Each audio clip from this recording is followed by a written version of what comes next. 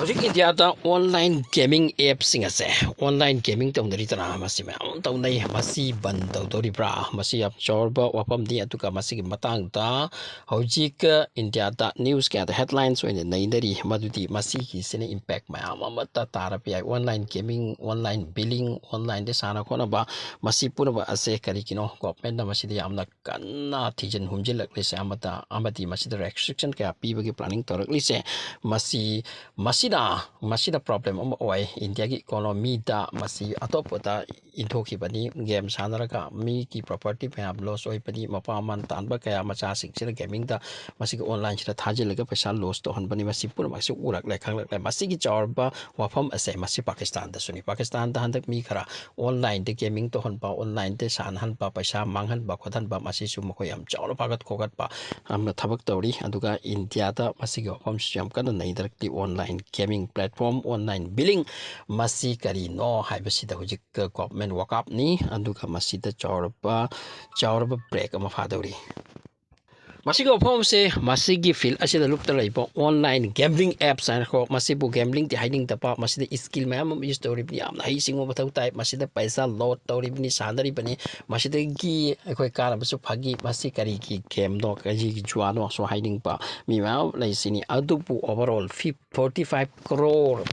crore masigi estimate se Indian government ke masigi matang ku na nai da pa ma di sarbe tau kre masida 45 crore mina masigi line asida masida paisa investor ka lotor ka sana pa masida loss oi crazy ni kam job loss no sana ba game nate gambling nate masi bujwa nate di hai pa du ka masida paisa lang sila ka mang khre ba ma se mang khre tu ka economy se am loss o hen khre India ki mayam war nang nari paisa ase masi tap na India ki mapan da chat ki ba mayam na phang ki ba mapangi ka lup na India ki loss o hoba masi ni atu ka online gambling tori ba pun tori ba ta wali ba kang lup ki loss laite mayam sen investor salaga masida sadar ka billing to thokri se masida na loss oi pa dun India ki am loss oi resini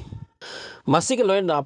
wafam mana point mana maldi 45 crore India da around 130 crore khajik labor missing asid ki 45 crore na masida involved oi ba du ka 20,000 crore ki nak ya India ki annually loss oi pa adu arbati kam satina chawr loss no masida mit pangkalak pani akum yamna chawr break amati masida chap ki thapung to khalak pani adu ka asum na su high maldi high pa platform sing ase masi promote to chawr cricketers in a Bollywood superstar sing sina celebrity sing sina adupu makhoi gi loss la makhoi ding asai gi platform asipu thangat liba pu haliba kanglup aduna paisa piri aduga public na masida ngaura ka masagi mapa ma tan paisa masana tan jo paisa masida gi paisa phangani haiduna lup na maram warga ka no ma ki everest ta chawrap na yeklom batam da chawr pa loss oi 45 crore bi ki money loss ni hairi se masi arai pu pom na te masida chap ka dore aduna matang asida yamna kanna news ni aduga naina busu yauri ma online game sanari pa asisu panto khidori pra haiduna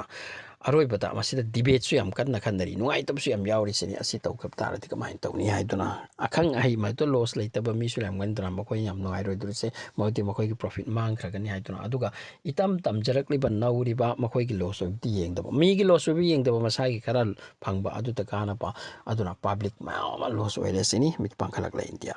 aduga masigi ben to to masigi matangda Lok Sabha da masigi bill pukat kre drafting ado pass to kre masigi matung Raj Sabha da maka pass to ka masi to ka dor mi adubu masigi online gaming online game fam masi pun masida khoi di am khang jete adubu jik pau gim tung ai se masida category ma lei sini masida